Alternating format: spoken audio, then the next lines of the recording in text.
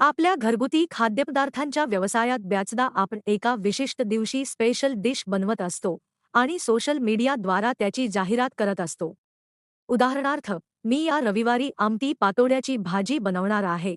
कुणाला हवी असल्यास शनिवारी संध्याकाळी 7 वाजेपर्यंत सांगावे. परंतु हे सर्व करत असताना अनेकदा ग्राहकाच्या ऑर्डर कन्फर्म होत नाहीत आणि त्यामुळे नेमक्या किती प्लेटसाठी स्वयंपाक करावा याचा आपल्याला अंदाज येत नाही आणि यामुळे आपलं नुकसान होऊ शकतं. पण हे आता टाळणं शक्य आहे.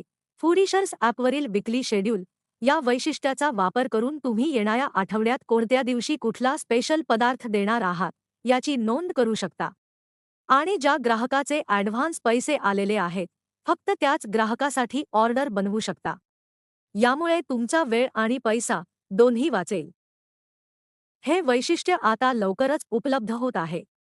तोपर्यंत तुम्ही फूडिशर्स ॲपवर विक्रेता म्हणून मोफत रजिस्ट्रेशन करून घेऊ शकतात.